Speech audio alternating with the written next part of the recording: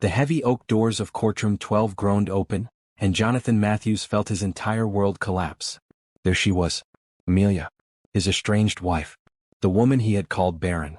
The woman he blamed for their childless marriage. Standing in the doorway, glowing in an emerald green maternity dress, her hand resting protectively on a belly so round and full that there was no question. She was 8 months pregnant. The divorce papers slipped from Jonathan's trembling fingers, floating to the floor like broken promises. His lawyer's voice became a distant buzz. The judge's gavel might as well have been striking in another universe. All Jonathan could see was Amelia's face, calm and composed as she walked down the aisle toward the plaintiff's table. Her skin radiated health and happiness. Her hair was styled in soft curls that framed her beautiful face. She moved with a grace that pregnancy had somehow enhanced rather than hindered. "Your Honor," Amelia's lawyer began, but Jonathan couldn't process the words.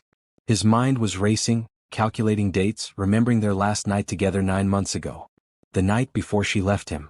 The night he had been too proud, too hurt, too stupid to fight for her. How could he have been so wrong about everything? Wait, do you think Jonathan deserves a second chance after what he put Amelia through? Drop a comment below and let me know if you believe love can truly conquer betrayal like this. And if you're invested in this story, hit that subscribe button because you won't believe what happens next. Jonathan Matthews had built an empire worth $3 billion. He could make decisions that affected thousands of employees without blinking. He had negotiated deals with world leaders and never shown weakness. But seeing Amelia walk into that courtroom, pregnant and radiant, reduced him to a man who couldn't even remember his own name. "Mr. Matthews," Judge Harrison's voice cut through his shock. "Are you prepared to proceed?" Jonathan's lawyer, Martin Fitzgerald, nudged him sharply. The entire courtroom was staring. Amelia had taken her seat at the opposite table, her lawyer organizing papers with practiced efficiency. She hadn't looked at him once since entering. Jonathan stood, his legs unsteady. "Your Honor, I need a moment." The judge's eyebrows rose. In 30 years of family court, he had rarely seen a man look so utterly devastated at his own divorce proceeding. "Mrs. Matthews," the judge addressed Amelia directly. "Given your condition, perhaps we should discuss postponing these proceedings." Amelia spoke for the first time, her voice strong and clear. "Thank you, Your Honor, but I'm perfectly capable of proceeding. I've been looking forward to this day." Those words hit Jonathan like physical blows. Looking forward to divorcing him. Looking forward to ending their marriage. Looking forward to raising their child, without him. "Amelia," he said, his voice breaking on her name. She finally looked at him then. Those warm brown eyes that had once looked at him with such love now held nothing but cool determination. "It's Mrs. Matthews in this courtroom, Jonathan." The formality in her voice was worse than any anger could have been. This was the woman who used to wake him up with soft kisses. The woman who would make him laugh until his sides hurt. The woman who had believed in him before he believed in himself. Martin was frantically whispering in his ear about proceeding with the divorce as planned, about the prenuptial agreement, about protecting his assets.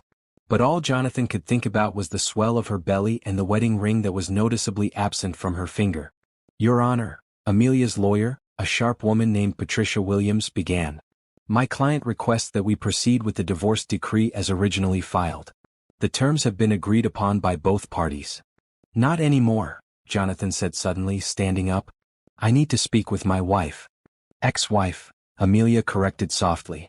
"We're still married until this court says otherwise," Jonathan replied, his business instincts finally kicking in.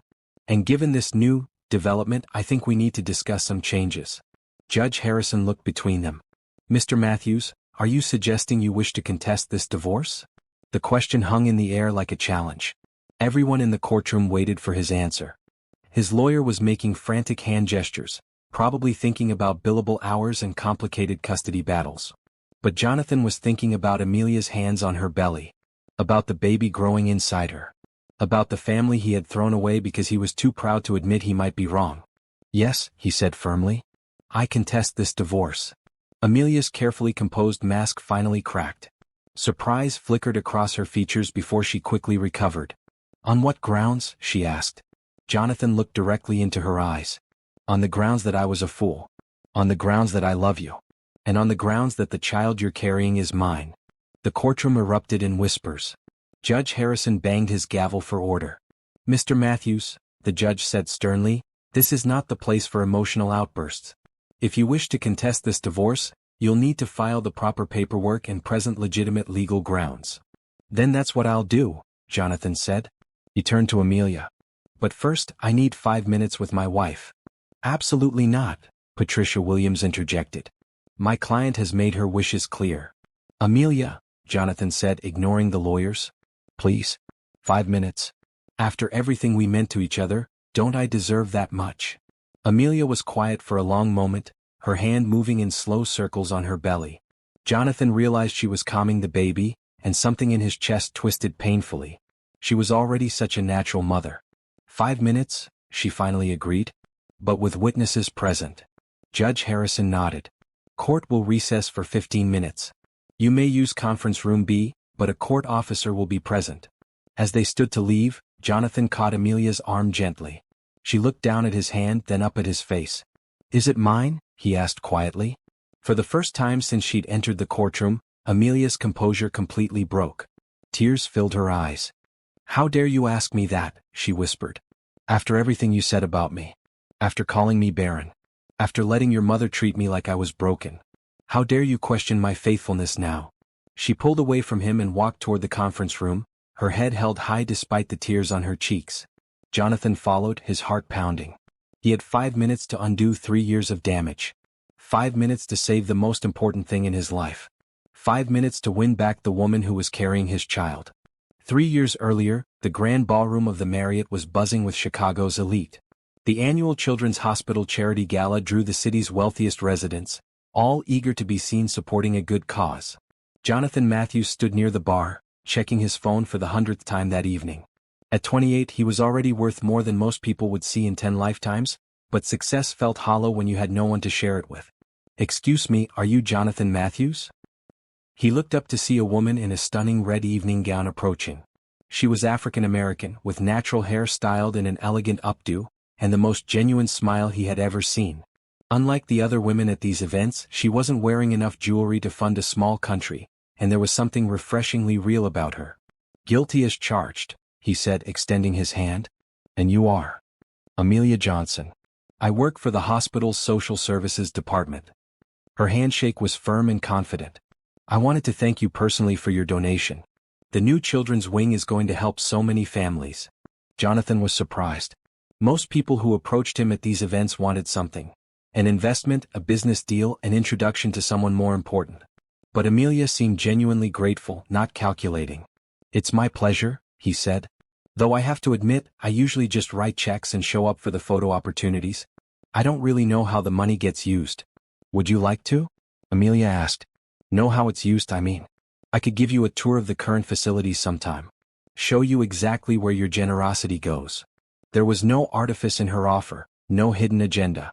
Just a woman passionate about her work. I'd like that very much, Jonathan said. But right now, would you like to dance? The band is actually pretty good, and I hate to waste this overpriced tuxedo. Amelia laughed, a sound like music. I should probably get back to work. I'm supposed to be networking tonight, convincing rich people to open their wallets. Well, you've already convinced one rich person, Jonathan said with a grin. Consider your work done. Now dance with me. She hesitated for a moment, then nodded. One dance. One dance became 3. 3 became the entire evening. They talked about everything. Her work with children from broken homes, his struggles with taking over the family business so young, their shared love of old movies and terrible reality TV. You're not what I expected, Amelia said as they swayed to a slow song. What did you expect? Someone more cold, I guess. Calculating. Most of the wealthy donors I meet treat charity like a tax write-off. You actually seem to care. I do care, Jonathan said. I just never knew how to show it before. When the evening ended, Jonathan walked Amelia to her car, a modest Honda Civic that looked tiny next to the Bentleys and Ferraris in the parking lot. This was nice, she said, fishing for her keys. Thank you for the dances. What about that tour you mentioned? Jonathan asked quickly. Are you free this weekend? Amelia paused, her hand on the car door. Jonathan, I need to be honest with you. We come from very different worlds. I live in a studio apartment and shop at thrift stores. You probably spend more on dinner than I make in a month. So? Jonathan stepped closer. Some of the best things in life come from different worlds colliding. She studied his face in the parking lot lights. You really mean that, don't you? I really do. Besides, he added with a smile, someone needs to teach me what's really important in life. I have a feeling you might be exactly the person for the job. Amelia smiled back. Saturday at 2 o'clock. Meet me at the main entrance. And Jonathan? Wear jeans. You'll need them where we're going. That Saturday, Amelia gave him the most eye-opening day of his life. She showed him children who had been abandoned, families struggling to pay medical bills, teenagers aging out of foster care with nowhere to go. But she also showed him hope. Kids learning to read, families reuniting, young people finding their way. This is what your money does, she said as they watched a little girl take her first steps after surgery. This is why it matters. Jonathan felt something shift inside his chest. All his life, money had been about power, about winning, about proving himself. But watching that little girl walk, seeing the joy on her parents' faces, he understood for the first time what wealth could really do. Amelia, he said quietly, I want to do more. She turned to look at him, and he saw something in her eyes that made his heart race. I was hoping you'd say that, she said. Their courtship lasted 8 months. Jonathan pursued her with the same determination he brought to business deals, but tempered with a gentleness he didn't know he possessed. He learned to appreciate simple pleasures. Walks in the park, coffee shop conversations, movie nights on her tiny couch. Amelia, in turn, opened his eyes to a world beyond profit margins and board meetings. I love you, he told her on a snowy evening in December, standing outside her apartment building. I love you too, she replied and kissed him as snowflakes fell around them. He proposed 3 months later with his grandmother's ring, a simple solitaire that had been in his family for generations. It's not about the size of the diamond, he said as he knelt in the children's hospital garden where they'd shared their first real conversation. It's about the promise. I promise to love you, to respect you, to build a life with you that matters. Yes, Amelia said through happy tears. Yes to all of it. Their wedding was small by Matthew's family standards, held in the same hospital garden where he'd proposed. Amelia wore her grandmother's white lace dress, altered to fit perfectly. Jonathan's mother disapproved of almost everything about the ceremony, but Jonathan didn't care. As he watched Amelia walk down the aisle, he knew he was the luckiest man alive. I can't wait to start our life together, he whispered as they danced their first dance as husband and wife. Neither can I, Amelia whispered back. I can't wait to fill our house with love and laughter and maybe someday. Someday? He prompted. Someday, little feet running through those big empty rooms? Jonathan spun her around, both of them laughing with pure joy. I can't think of anything I want more. If only they had known then how much pain that dream would cause them both. 1 year into their marriage, the honeymoon period began to crack under the weight of expectation. It started small, innocent questions from friends and family about when they might hear the patter of little feet. But as months passed without any announcement, the questions became more pointed, the pressure more intense. You know, dear, Jonathan's mother, Margaret Matthews, said during one of their monthly dinners, your biological clock is ticking. Women your age need to start thinking seriously about children. Amelia, who was 26, nearly choked on her wine. We're thinking about it, Mrs. Matthews. We're just enjoying being newlyweds for now. Enjoying yourselves is all well and good, Margaret continued, cutting her salmon with surgical precision, but the Matthews family has certain expectations. Jonathan is the only heir to the family business. We need continuity. Jonathan reached for Amelia's hand under the table, squeezing gently. Mother, we'll have children when we're ready. Will you though? Margaret's gaze was sharp. I've been reading about career women who wait too long. Fertility declines significantly after 25. I'm 26, not 46, Amelia said, her voice strained but polite. Exactly my point. Time is not on your side. The drive home was tense. Amelia stared out the window at the passing lights while Jonathan gripped the steering wheel tighter than necessary. I'm sorry about her, he finally said. She means well, but she doesn't understand boundaries. Does she, Jonathan? Mean well? Amelia turned to look at him. Because it feels like she thinks I'm some kind of broodmare whose only purpose is producing Matthew's heirs. That's not fair. She's just traditional. Traditional is wanting grandchildren. What she's doing is treating me like a failure because I'm not pregnant yet. Jonathan pulled into their driveway, a sprawling estate that had intimidated Amelia when she first saw it. Now it just felt empty and cold. Maybe we should start trying, he said quietly. Officially, I mean. We've been married a year. It wouldn't be crazy to start a family. Amelia looked at him in the dim light of the garage. Is that what you want? Or is that what your mother wants? I want what you want, Jonathan said, but there was something in his voice that suggested the pressure was getting to him too. That night, they made love with a new kind of intensity, born not just from passion but from purpose. Amelia found herself analyzing every sensation, wondering if this would be the time, if their child was being created in these moments. But months passed and nothing happened. Maybe we should see a doctor, Amelia suggested after 6 months of trying. Just to make sure everything is okay. Dr. Sarah Henderson was kind and thorough. She ran every test imaginable on both of them. Blood work, ultrasounds, genetic screenings. The results were frustratingly normal. Both of you are perfectly healthy, she assured them during their follow-up appointment. Sometimes it just takes time. Stress can be a factor, and I understand you're both under some pressure from family. What kind of stress? Jonathan asked. Any kind. Work stress, family pressure, even the stress of trying to conceive can interfere with conception. My advice is to relax and let it happen naturally. But relaxing became impossible as the pressure mounted. Margaret's comments became more frequent and pointed.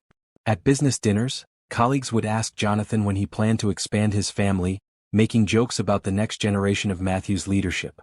The board is starting to ask questions, his business partner, Thomas Richardson, mentioned casually during a meeting. Some of the older members are concerned about succession planning. I'm 29, Tom. I'm hardly at death's door. No, but they want to see stability. A family man is seen as more reliable, more committed to building something lasting. Even Amelia's friends began to offer unsolicited advice. Everyone had a story about someone who tried for years before getting pregnant, or suggestions about fertility treatments, or recommendations for specialists. Have you tried acupuncture? Her friend Jessica asked over lunch. My cousin swears it worked for her. Maybe you're trying too hard, suggested another friend. You should just relax and let it happen. Amelia began to dread social gatherings, knowing that someone would inevitably ask about children. She started making excuses to avoid family dinners with Margaret, and she could see the strain affecting Jonathan.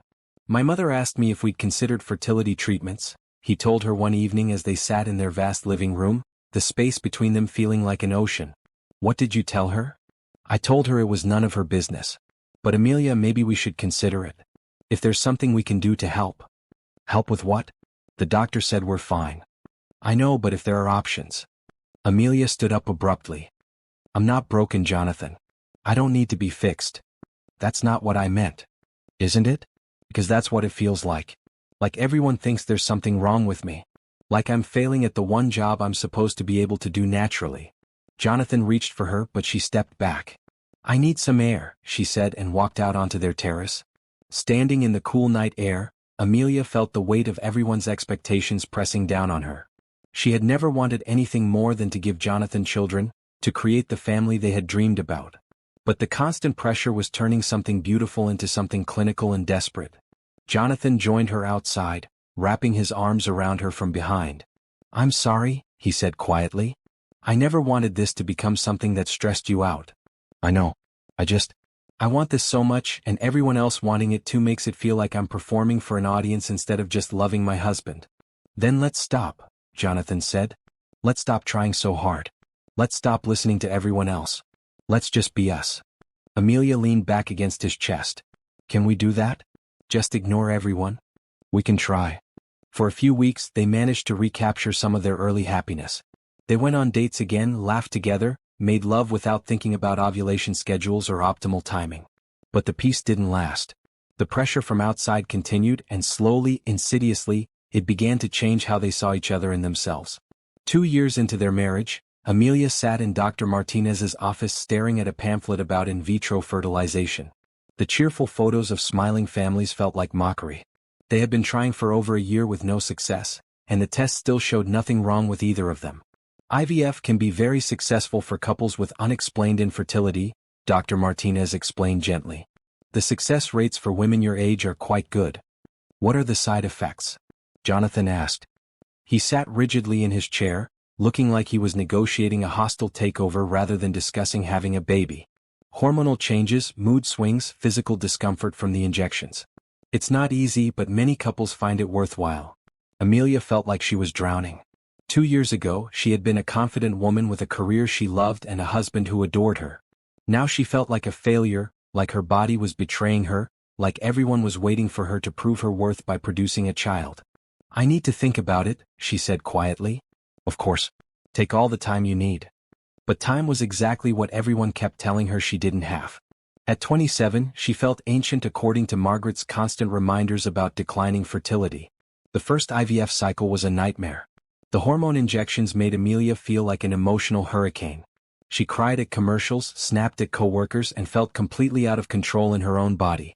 Jonathan tried to be supportive, but she could see the stress wearing on him too. Maybe I should take some time off work, she suggested one evening as she prepared another injection. Maybe that would be good, Jonathan agreed. Less stress might help. But staying home only made things worse. Amelia had nothing to distract her from the constant monitoring, the blood tests, the ultrasounds, the waiting. She began to feel like her entire identity had been reduced to her reproductive system. The first cycle failed. It's very common for the first attempt not to work, Dr. Martinez assured them. Many couples need multiple cycles. Margaret's reaction was less understanding. Perhaps you should consider seeing a specialist, she suggested during dinner. Someone with more experience in difficult cases. Difficult cases? Amelia repeated, her voice dangerously quiet. Well, dear, you have been trying for quite some time now. Mother, Jonathan warned. I'm just saying that perhaps it's time to explore all options. There are specialists who work specifically with women who have challenges. Amelia excused herself to the bathroom, where she sat on the cold tile floor and tried not to scream. When she returned, she found Margaret and Jonathan deep in conversation about fertility clinics and success rates.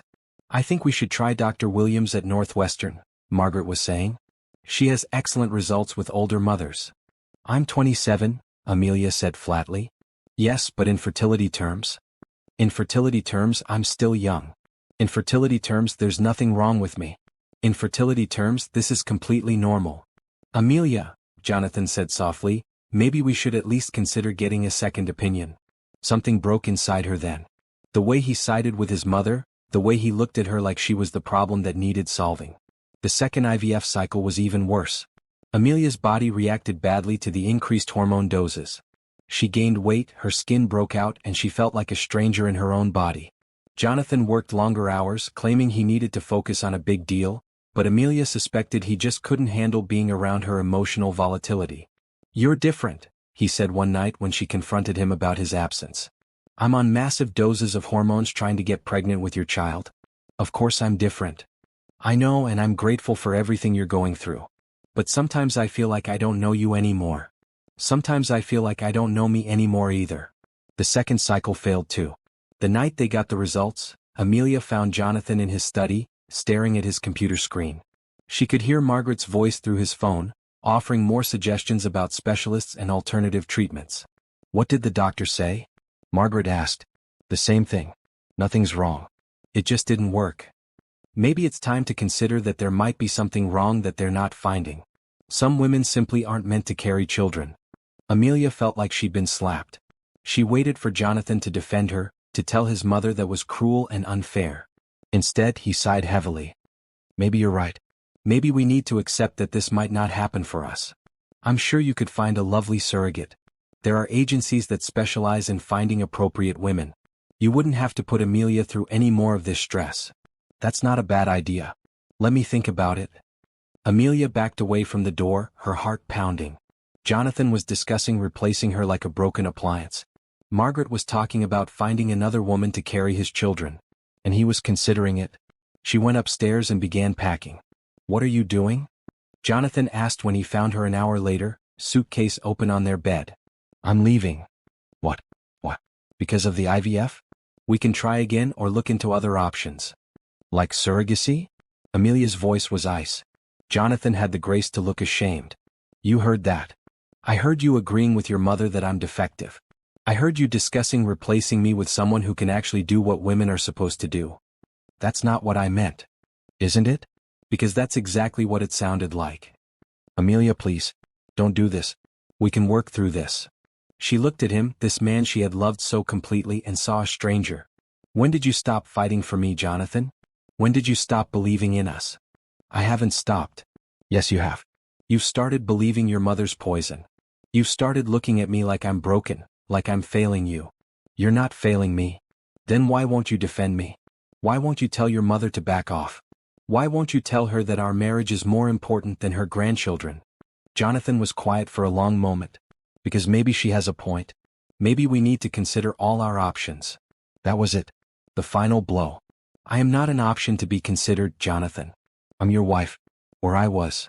She closed the suitcase and headed for the door. Where are you going? Home. This is your home. Amelia turned at the bedroom door, tears streaming down her face. No, it isn't. It stopped being my home the moment you started seeing me as the problem instead of your partner. Amelia, please. Don't leave. We can fix this. Some things can't be fixed, Jonathan. Some things are just broken. She walked out that night, leaving behind the man she loved and the life she had tried so hard to build. As she drove away from the Matthews estate, she felt like she was finally able to breathe again. 3 weeks later, alone in her tiny apartment, Amelia took a pregnancy test on a whim. It was positive. Amelia stared at the pregnancy test for a full 10 minutes, certain her eyes were playing tricks on her. 2 pink lines. Clear as day. After months of negative tests, of hormone treatments, of feeling like her body was broken, she was pregnant. Naturally. Easily. Completely unexpectedly. She was living in a small apartment across town from the Matthews estate, a place she had found quickly when she left Jonathan. It was nothing like the luxury she had grown accustomed to during their marriage, but it felt like home in a way the mansion never had. Here she could make decisions without consulting anyone. Here she could eat cereal for dinner and watch reality TV without judgment. But now, sitting on her bathroom floor with the test in her hands, she felt the weight of the most important decision of her life. Should she tell Jonathan? Her first instinct was yes. He was the father. He had a right to know. They had wanted this baby desperately, had put their marriage through hell trying to conceive. But then she remembered his words about surrogacy. About finding someone else to carry his children. About how maybe she simply wasn't meant to have children. The pain of his betrayal was still fresh, still sharp enough to take her breath away. Amelia made an appointment with Dr. Henderson, needing confirmation before she made any decisions. Congratulations, Dr. Henderson said with a warm smile. You're about 6 weeks along. Everything looks perfectly normal. How is this possible? We tried for so long and now. Stress is a powerful factor in fertility. Sometimes when couples stop the pressure of trying, when they remove the clinical aspect, nature finds a way. Your body was probably just waiting for you to relax. Relaxing. Amelia almost laughed. Leaving her husband, starting over alone, rebuilding her entire life. Somehow that had been more relaxing than staying in her marriage. Over the next few weeks, Amelia found herself settling into a routine. She had returned to work at the hospital's social services department, grateful for the distraction and the income. Her colleagues were supportive, understanding that she was going through a divorce without prying into the details.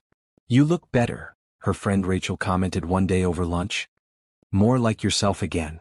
I feel more like myself, Amelia admitted. I forgot who I was for a while there. Marriage can do that sometimes. Especially when you're trying so hard to be what someone else needs. Amelia's hand instinctively moved to her still flat stomach. She hadn't told anyone about the pregnancy yet. She was waiting until she figured out what she wanted to do about Jonathan. Meanwhile, across town, Jonathan was discovering that success meant nothing without someone to share it with. His penthouse office overlooked the city, his bank accounts continued to grow, and he closed deal after deal with mechanical efficiency. But he felt empty in a way that terrified him. You look terrible, Thomas Richardson told him during a board meeting. When's the last time you slept?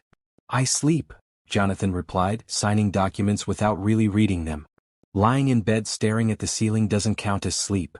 Jonathan's mother had been calling daily, offering to set him up with appropriate women, suggesting that his separation from Amelia might be a blessing in disguise. Now you can find someone more suitable, she said during one of their lunches. Someone who understands your world, your responsibilities. I don't want someone else. Jonathan, be practical. Amelia was lovely, but she clearly wasn't able to give you what you need. What I need is my wife back. Your soon-to-be ex-wife who couldn't conceive after 2 years of marriage. Sometimes we have to accept that our first choices aren't our best choices. Jonathan stopped going to family dinners after that conversation.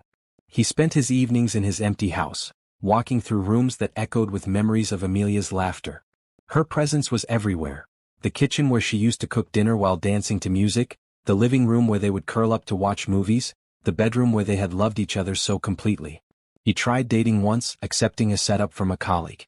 The woman was beautiful, successful, everything his mother would approve of. She talked about her career in investment banking, her weekend house in the Hamptons, her 5-year plan for marriage and children. "I want 3 children," she said over expensive wine. "Ideally spaced 2 years apart. I'll take maternity leave of course, but I'll have nannies so I can return to work quickly." Jonathan excused himself halfway through dinner and never called her again. As Amelia's pregnancy progressed, she found herself facing practical concerns. Her apartment was too small for a baby. Her salary was enough for her, but adding childcare costs would stretch her budget thin. She could apply for assistant programs, but the idea felt foreign after living in luxury for 2 years. Still, she was determined to make it work. She started looking at slightly larger apartments, researching daycare centers, planning for a future as a single mother. "Are you sure you don't want to contact the father?" Dr. Henderson asked during one of her appointments. "Financial support could make things easier." "I'm sure," Amelia said, watching her baby move on the ultrasound screen. "We can manage on our own." But late at night, when she felt the baby kick, she sometimes wondered what Jonathan would think if he could feel those movements too. Would he be amazed? Would he finally understand what they had lost when their marriage fell apart? She pushed those thoughts away. Jonathan had made his choice when he failed to defend her, when he considered replacing her with a surrogate. She and their baby would be better off without him. By her second trimester, Amelia had found a new apartment in a family-friendly neighborhood. It had 2 bedrooms, a small balcony, and neighbors who smiled when they passed in the hallway. She decorated the nursery in soft yellows and greens, not knowing if she was having a boy or girl and wanting the surprise. Jonathan, meanwhile, had thrown himself into work with renewed intensity. He expanded his business overseas, acquired 3 companies, and increased his net worth by another $1 billion. None of it mattered. "You need to do something about this divorce," his lawyer advised. "The longer you wait, the more complicated it becomes." "I don't want the divorce." "Your wife does. She's filed all the paperwork. You just need to sign." Jonathan stared at the papers on his desk. With his signature, he would officially end his marriage to the only woman he had ever loved. He would be free to find someone else, to start over, to build the family his mother thought he deserved. But he couldn't pick up the pen. "I need more time," he said. "For what?" "To figure out how to win her back." Thomas looked at him like he had lost his mind. "Jonathan, it's been 6 months. She's moved on. You should too." But Jonathan couldn't move on. Every morning he woke up hoping to find a text from Amelia. Every evening he drove past the hospital where she worked, hoping to catch a glimpse of her. He had become a man obsessed with recovering what he had lost. Neither of them knew that in just a few months, their paths would cross again in a courtroom, where Amelia would walk in wearing that emerald green dress, carrying the child they had both wanted so desperately. And everything would change once more. 8 months pregnant and glowing with health, Amelia sat across from her lawyer, Patricia Williams, reviewing the divorce papers one final time. The Matthews family name had opened doors, but it had also brought complications. Jonathan's wealth meant their divorce required careful attention to financial details, even with the prenuptial agreement Amelia had willingly signed. "Are you sure you don't want to pursue spousal support?" Patricia asked for the 3rd time. "Given the circumstances of your separation and your current condition, any judge would be sympathetic." "I don't want his money," Amelia said firmly, her hand resting on her rounded belly. "I just want this marriage to end so I can move on with my life." "What about child support?" "You have a right to that, regardless of your personal feelings." Amelia was quiet for a moment. She hadn't told Patricia or anyone who the father was. As far as the legal paperwork showed, she had simply become pregnant after the separation. It wasn't uncommon, and Patricia had been professional enough not to pry. "The father isn't in the picture," Amelia said carefully. "I'm planning to do this alone." Patricia studied her client's face. Amelia Johnson had been through a difficult marriage and a painful separation, but there was something she wasn't saying. The timing was suspicious, but Patricia respected her client's privacy. "All right. The hearing is scheduled for this Friday at 10 a.m. It should be straightforward since Mr. Matthews hasn't contested anything in the filing. You'll be in and out within an hour."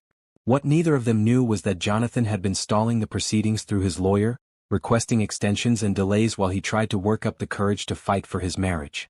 His lawyer, Martin Fitzgerald, had been growing increasingly frustrated with his client's inability to make a decision. "You can't keep postponing this forever," Martin had told him the week before. "Either contest the divorce or sign the papers and move on." "I need to see her one more time," Jonathan had said. "Face to face." I need to make her understand how sorry I am. Then show up to the hearing. It might be your last chance. Friday morning arrived gray and cold, with the threat of snow in the air. Amelia chose her outfit carefully, a beautiful emerald green maternity dress that made her feel confident and strong. She had decided that if she was going to officially end her marriage, she would do it looking like the woman she had become. Independent, capable, and radiant with impending motherhood. The courthouse was intimidating, all marble columns and echoing hallways. Patricia guided her through security and up to the family court floor. As they approached courtroom 12, Amelia felt her heart racing, but she attributed it to normal nerves about the legal proceedings. She had no idea that Jonathan was already inside, sitting with his lawyer, wrestling with the biggest decision of his life. When the bailiff called their case, Amelia walked through those heavy oak doors with her head held high. She had practiced this moment in her mind, imagining how she would feel when she saw Jonathan again for the first time in 8 months. But nothing could have prepared her for the reality. Jonathan looked up as she entered, and the expression on his face was like watching a man's entire world collapse in real time. His skin went pale, his mouth fell open, and the papers in his hands fluttered to the floor like broken dreams. For a moment the entire courtroom seemed frozen. The lawyers, the judge, the court reporter, everyone stared as one of Chicago's most powerful businessmen was reduced to a man who couldn't even remember how to breathe. Amelia felt the baby kick as if responding to the tension in the room. She placed her hand on her belly protectively and continued walking to her table, her heels clicking on the marble floor with determined precision. "Your Honor," Patricia began, but Judge Harrison held up his hand. "Mr. Matthews, are you all right? Do you need a moment?" Jonathan finally found his voice. Yes, Your Honor. I need a moment." He stood on unsteady legs, his eyes never leaving Amelia's face. She looked beautiful, radiant, everything he remembered and more. The emerald dress complemented her skin perfectly, and her hair was styled in a way that framed her face like a halo. But it was her belly, round and full with life, that made his knees weak. 8 months. She was 8 months pregnant. The math was simple and devastating. This was their child. The child they had tried so desperately to conceive. The child that had finally come, weeks after she left him.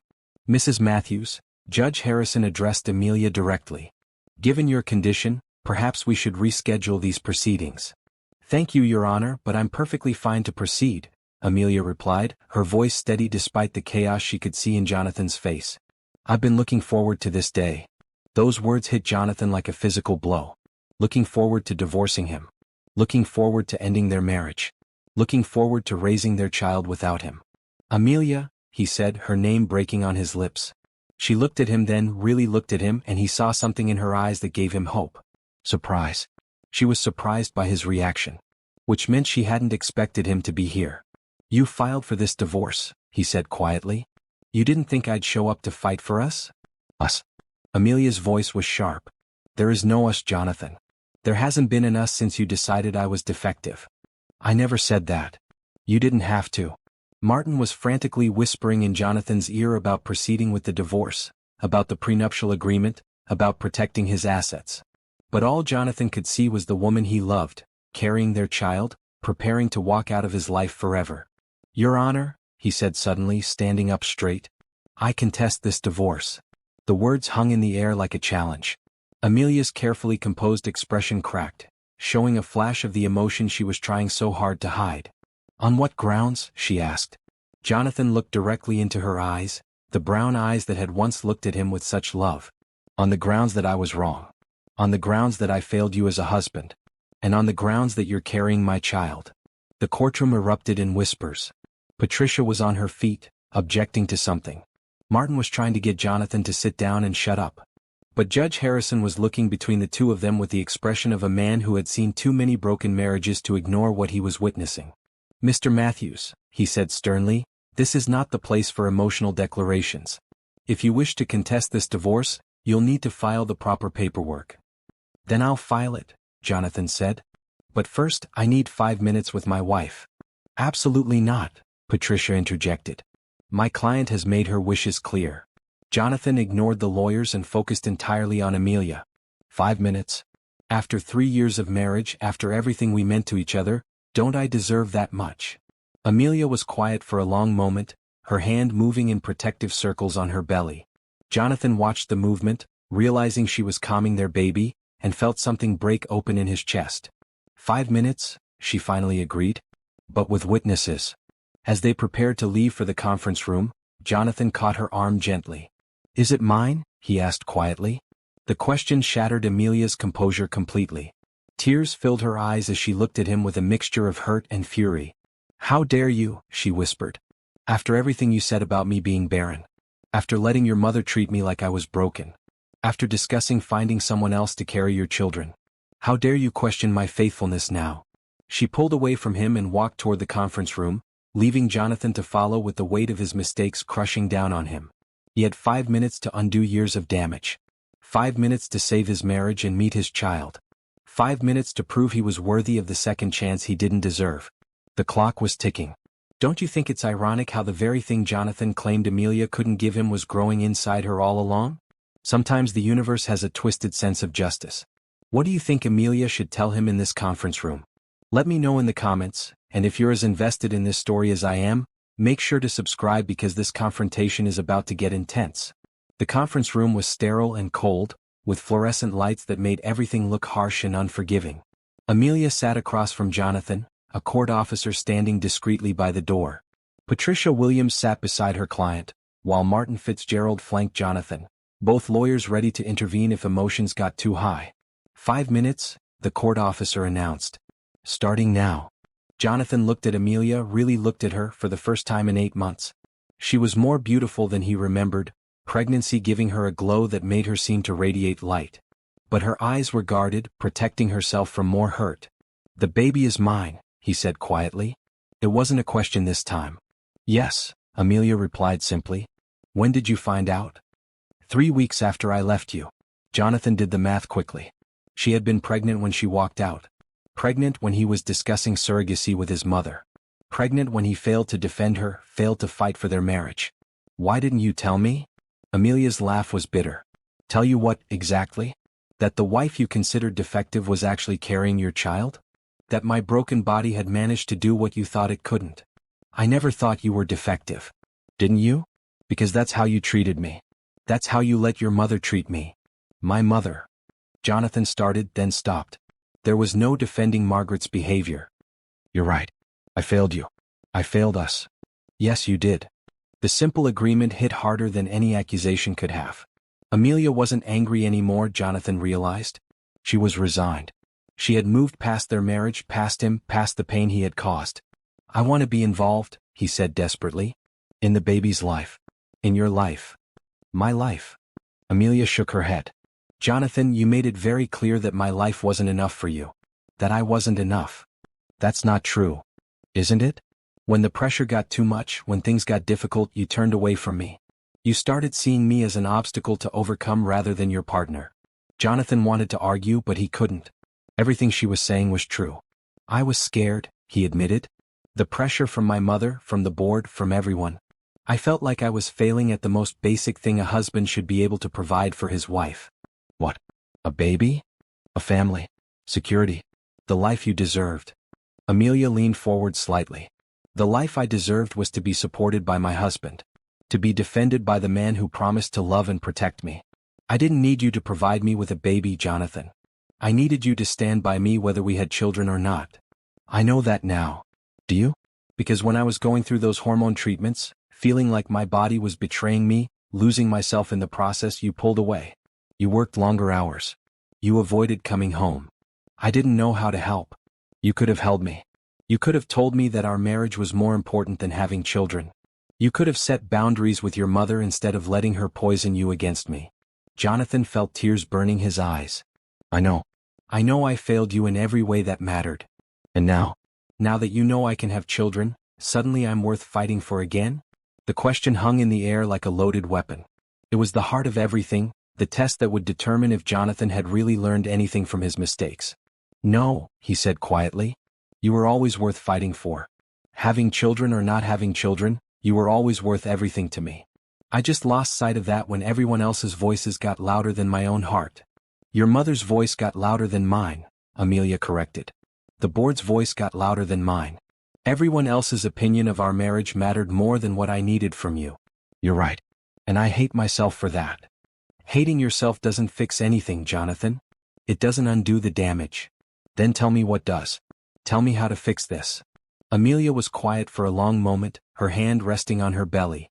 Jonathan watched their child move beneath her dress and felt an overwhelming sense of loss for all the moments he had already missed. Some things can't be fixed, she said finally. Some trust, once broken, can't be repaired. I don't accept that. You don't get to choose what I accept or don't accept anymore. That's what divorce means. We're not divorced yet. We will be in about 10 minutes. What if I don't sign the papers?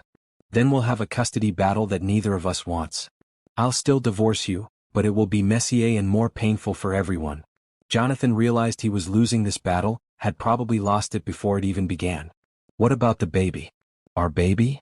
We'll be fine. I have a good job, a nice apartment, friends who support me. We don't need your money. I don't care about the money. I care about being a father. You can be a father without being my husband.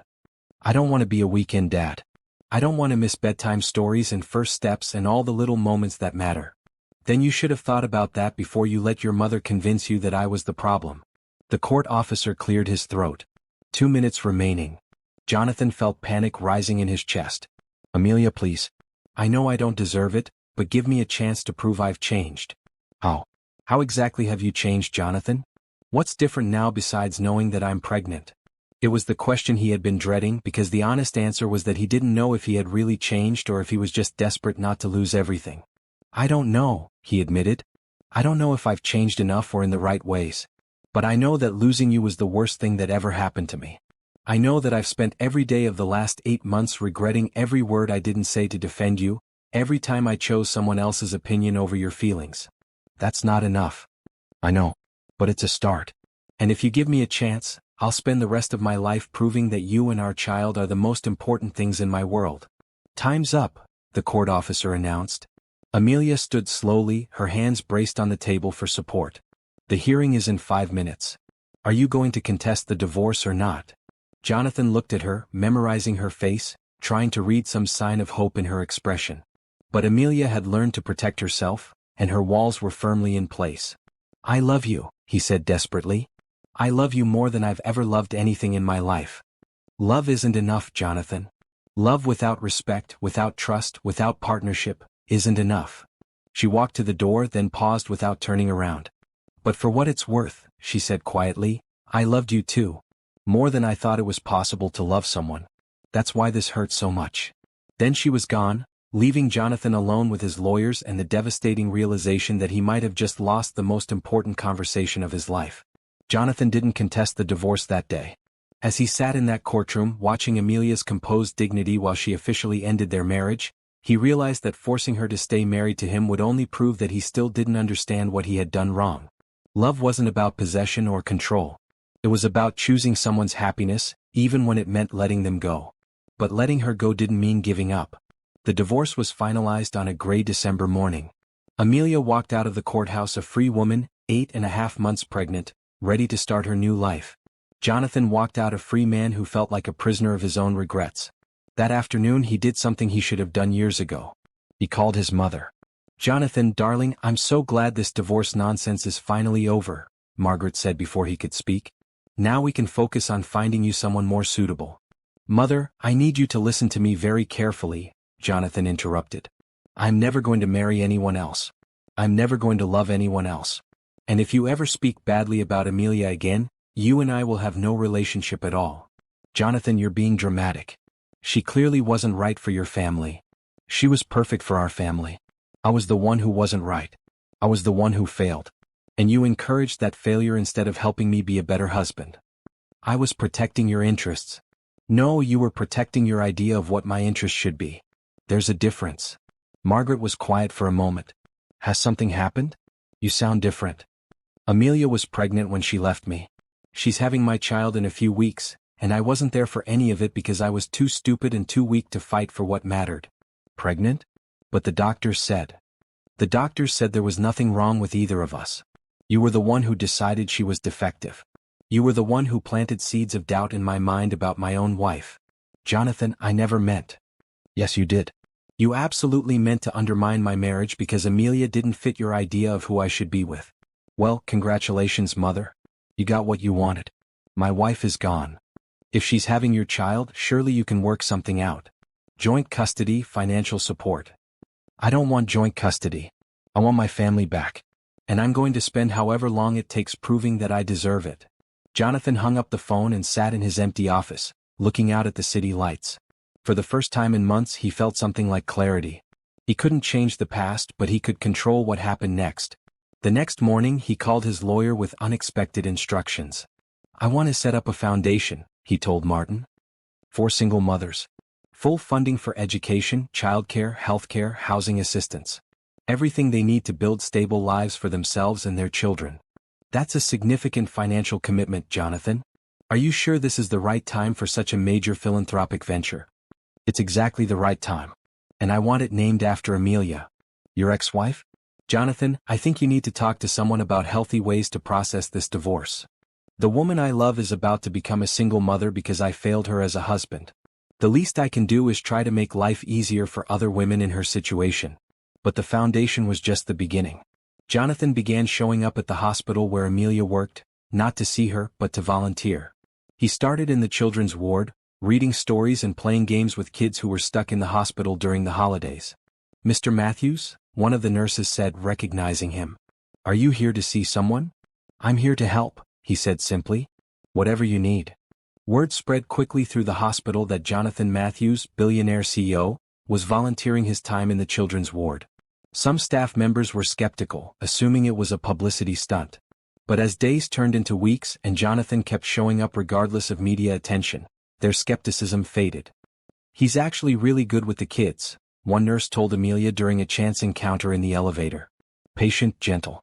Yesterday he spent 2 hours teaching a little boy how to play chess. Amelia was 9 months pregnant now, officially on maternity leave, but she still came to the hospital for prenatal appointments. Hearing about Jonathan's volunteer work stirred complicated emotions she was trying hard to suppress. Meanwhile, Jonathan was learning things about himself he had never known.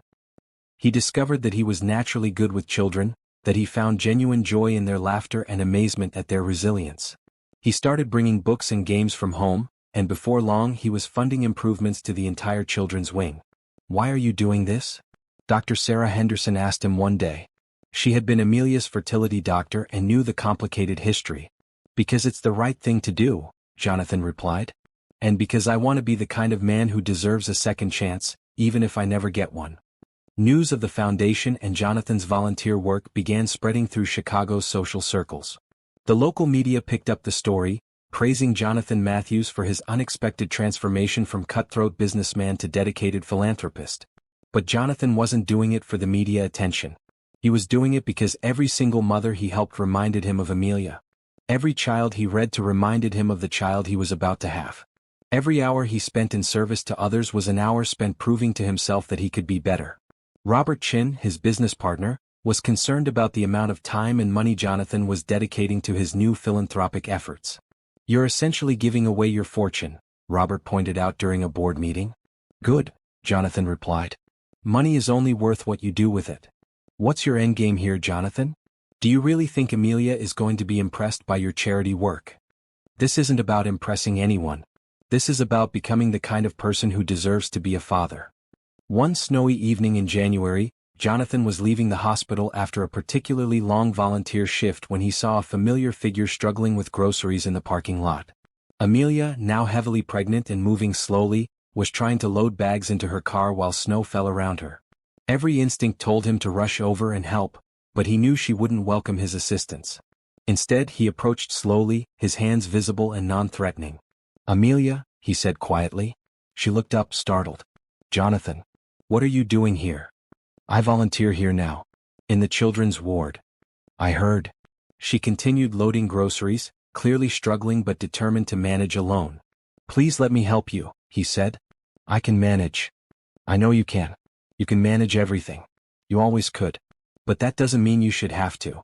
Something in his tone made her pause. She looked at him more carefully, noticing details she had missed in the courtroom months ago. He looked tired, older somehow.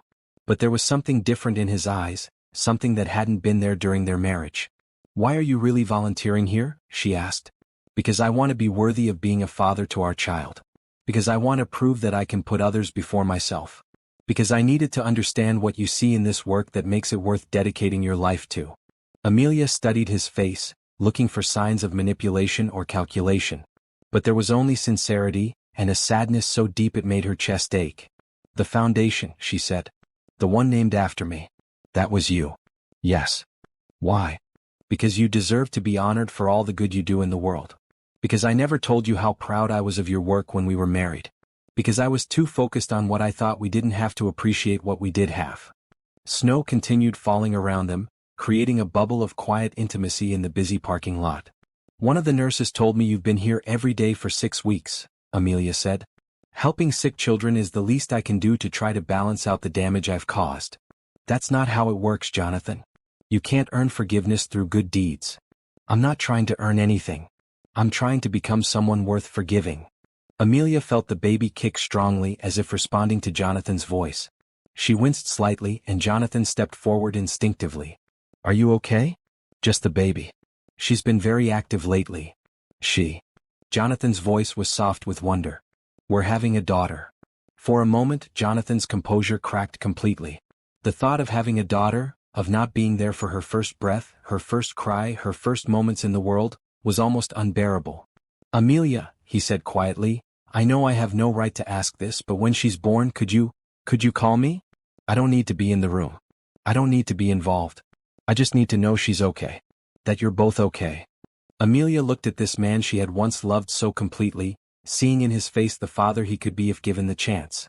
But trust was a fragile thing, and hers had been shattered too thoroughly to rebuild quickly. I'll think about it, she said. It wasn't yes, but it wasn't no. For Jonathan it was enough to keep hope alive. At 3:47 a.m. on a snowy Tuesday in February, Amelia woke up to her water breaking. She lay in bed for a moment, feeling the first gentle contractions, and realized that after 9 months of anticipation, she was about to meet her daughter. Alone. She had prepared for this moment, had a birth plan, had a bag packed for weeks. Her friend Rachel was on standby to drive her to the hospital, and Dr. Henderson was expecting her call. Everything was arranged, practical and organized, just like Amelia had rebuilt her entire life. But as she sat on the edge of her bed, feeling another contraction build, she found herself thinking about Jonathan. About the conversation in the parking lot 6 weeks ago. About the promise in his eyes when he said he just wanted to know their daughter was okay. By 5 a.m., the contractions were strong enough that she couldn't ignore them anymore. Rachel arrived within 10 minutes of Amelia's call, helping her to the car with efficiency born of practice. They had rehearsed this scenario multiple times. You okay? Rachel asked as they drove through the empty streets toward Northwestern Memorial Hospital. I keep thinking about Jonathan, Amelia admitted, surprising herself. Want me to call him? No. Maybe. I don't know. Amelia, whatever you decide about him long term, he is the baby's father. He has a right to know she's being born. Does he? After everything that happened? That's between you two. But this little girl might want to know that her father was there for her birth, even if he wasn't there for the rest of it. By the time they reached the hospital, Amelia's contractions were getting serious.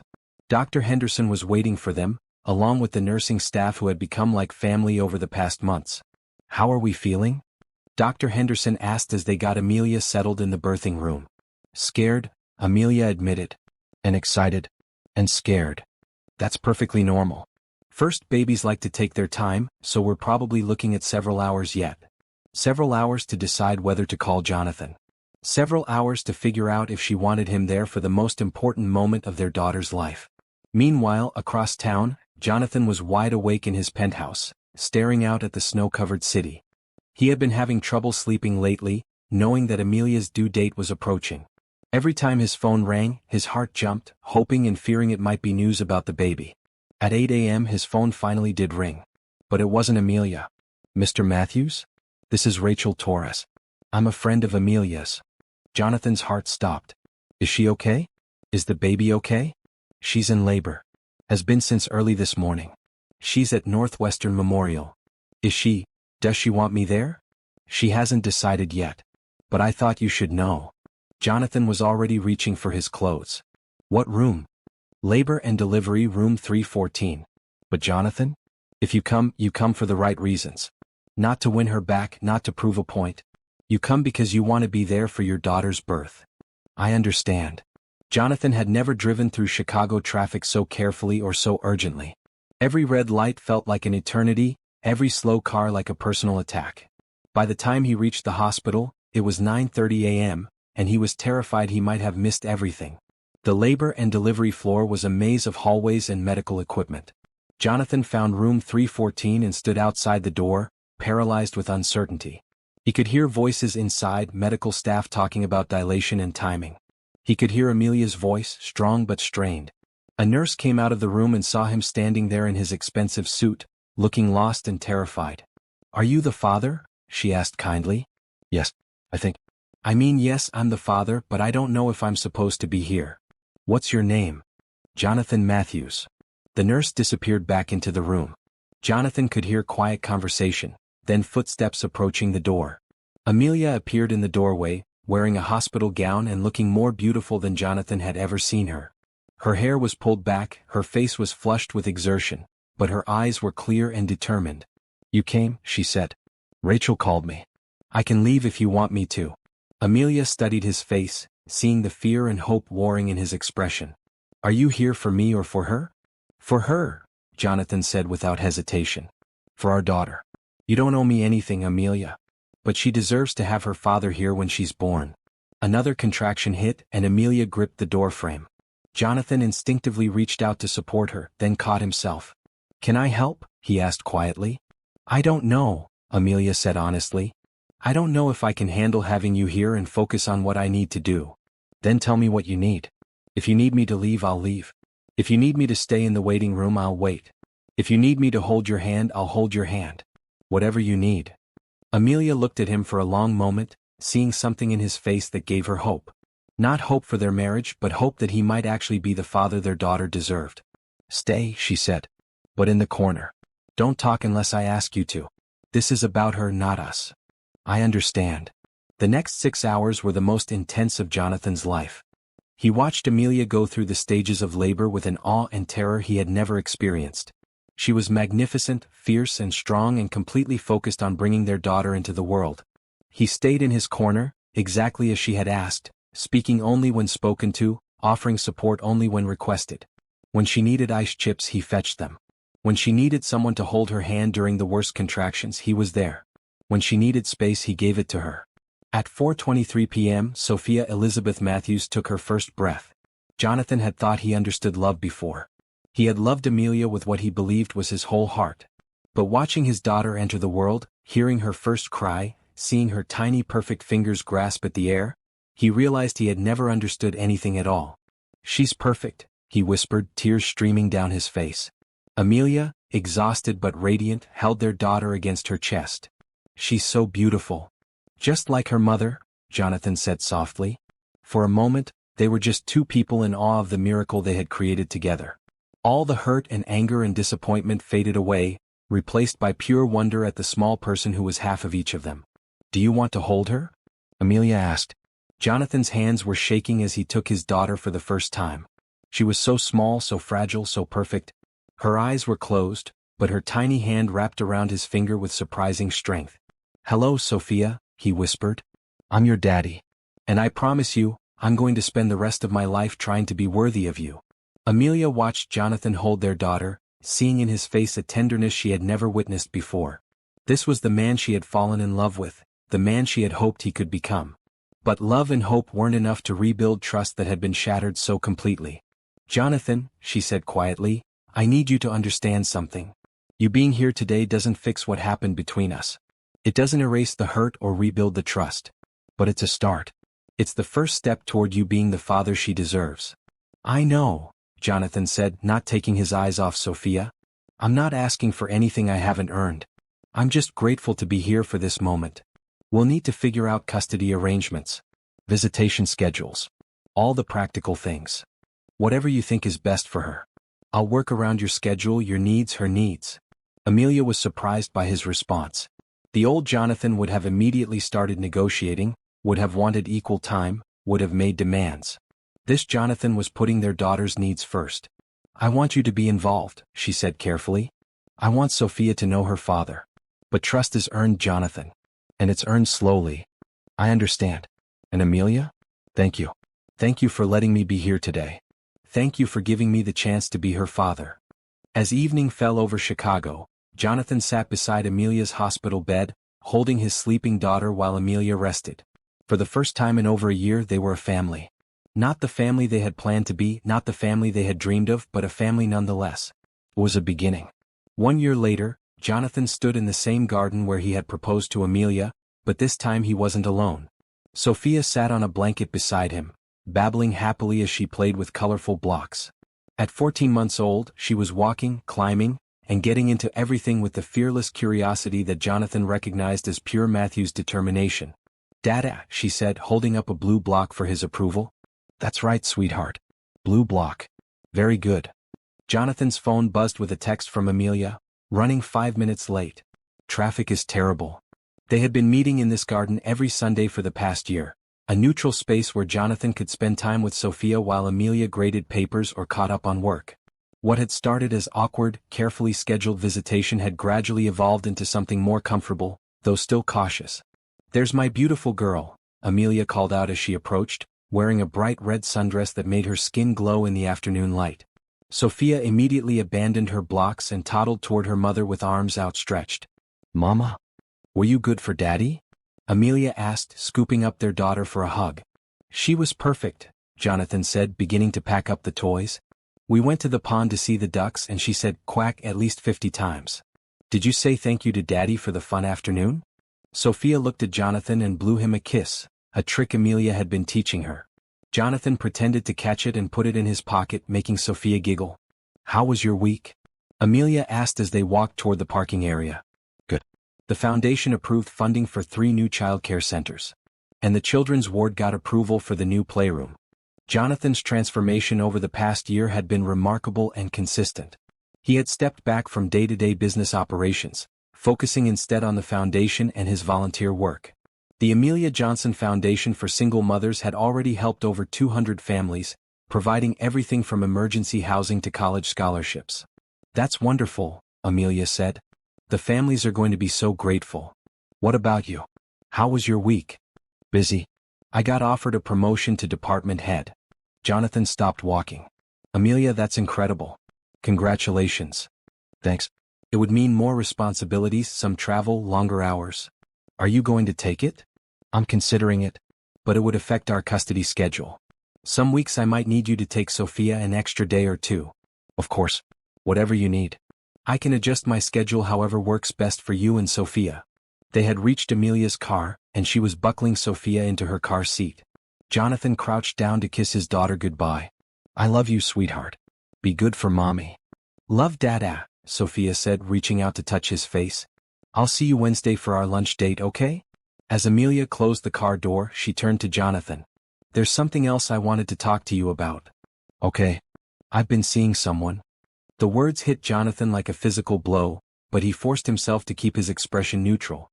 Over the past year he had learned to put Sophia's needs before his own feelings, and that meant supporting whatever made Amelia happy. That's good. I'm glad you're happy. His name is Michael. He's a doctor at the hospital. He's very good with Sophia." "Is it serious?" Amelia hesitated. "It could be. He's asked me to move in with him." Jonathan felt like the ground was shifting beneath his feet, but he kept his voice steady. "What do you want to do?" "I don't know. Part of me thinks it would be good for Sophia to have a stable family unit. Michael is kind, reliable, everything a partner should be. But every time I think about taking that step, I remember what it felt like to love someone completely. And I remember what it felt like to have that trust broken." They stood in uncomfortable silence for a moment, both thinking about the marriage they had destroyed and the family they were trying to rebuild from the pieces. "Amelia," Jonathan said carefully, "if he makes you happy, if he's good to Sophia, then I support your decision. All I want is for both of you to be loved and protected. Even if it means you see Sophia less? Even then. Her happiness comes first. Always." Amelia studied his face, looking for signs of resentment or manipulation. But she saw only sincerity and a sadness so deep it made her chest ache. "The man who's saying this to me now," she said quietly, "is the man I thought I was marrying 3 years ago. I'm trying to be the man you deserved then." "I know. I see it every day in how you are with Sophia, in the work you're doing, in how you treat me even though I divorced you. You divorced the man I was, not the man I'm trying to become. Jonathan. Amelia started, then stopped. There was something in his eyes, a question he was afraid to ask. What is it? Do you think? Is there any chance that someday when you feel ready, when you feel like you can trust again, is there any chance for us? The question hung between them like a bridge neither was sure they were ready to cross. I don't know, Amelia said honestly. The woman who loved you before was naive. She believed that love was enough to overcome anything. I'm not that woman anymore. I know. And I'm not asking you to be.